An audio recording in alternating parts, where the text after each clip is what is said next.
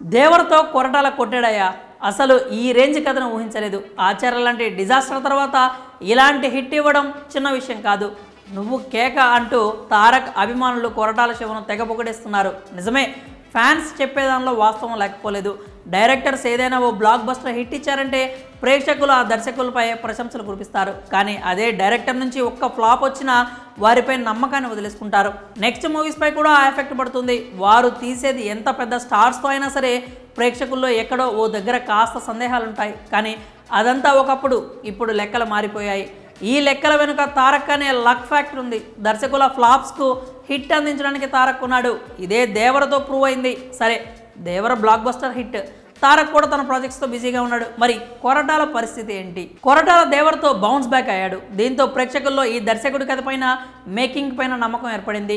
దానికి దర్శకుడు చాలా హ్యాపీ. కానీ కొరటాలకు అసలు కష్టాలు ఇప్పుడే మొదలయ్యాయి. ఎందుకంటే ఈ రేంజ్ హిట్ వచ్చాక ఖచ్చితంగా నెక్స్ట్ మూవీస్ మీద మరిన్ని అంచనాలు ఉంటాయి. సో తనేంటో ప్రూవ్ చేయాలంటే అది దేవరకు మించిన కథ అయి ఉండాలి.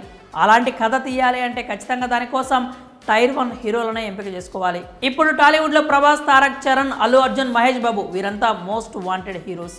వీరంతా ప్రస్తుతం వరుస ప్రాజెక్టులతో బిజీగా ఉన్నారు. ప్రభాస్ స్పీడ్కి ఏకంగా దర్శకులే నోటి మీద వేలేసుకుంటున్నారు. ప్రస్తుతం రాజాసాబ్ షూటింగ్లో ఉన్నాడు ప్రభాస్. ఆ తర్వాత సలార్ 2, కల్కి 2, ఫౌజీ సినిమాలతో గ్యాప్ లేకుండా షెడ్యూల్ ఉంది. ఇక తారక్ కూడా అంతే. ప్రస్తుతం తారక్ వార్ 2 షూటింగ్లో ఉన్నాడు. తర్వాత ప్రశాంత్ నీల్తో ప్రాజెక్టుకి ఓకే చెప్పాడు. ఇక ఆ తర్వాత తమిళ దర్శకుడు నెల్సన్ దిలీప్ కుమార్ వేట్రిమారంతో కూడా సినిమాలు తీసే ప్లాన్లో ఉన్నాడట తారక్. రామ్ చరణ్ విషయానికి వస్తే ప్రస్తుతం చరణ్ నుంచి గేమ్ చేంజర్ మూవీ రిలీజ్కి రెడీగా ఉంది. దాని తర్వాత బుచ్చిబాబుతో ఓ మూవీ అనౌన్స్ చేసిన సంగతి తెలిసిందే. అటు అల్లు అర్జున్ కూడా పుష్ప 2 సినిమాతో చాలా బిజీగా ఉన్నాడు. ఈ సినిమా రిలీజ్కు ఇంకా కొద్ది నెలల సమయం మాత్రమే ఉండడంతో పనులన్నీ వేగవంతంగా కొనసాగుతున్నాయి. ఈ సినిమా తర్వాత అల్లు అర్జున్ డైరెక్టర్ త్రివిక్రమ్తో ఓ కథకు గ్రీన్ సిగ్నల్ ఇచ్చాడు. ఇక మహేష్ బాబు విషయం 3 ఏళ్ల వరకు మర్చిపోవాల్సిందే. జక్కన్న డీల్ గురించి తెలిసిన విషయమే కదా. సో హీరోలంతా వచ్చే 3-4 ఏళ్ల వరకు గ్యాప్ లేకుండా షెడ్యూల్ ఫిక్స్ చేసుకుని ఉన్నారు. ఈ లెక్కను చూస్తే కొరటాల దగ్గర కథ ఉన్న డేట్స్ ఇవ్వడానికి హీరోలు మాత్రం లేరు.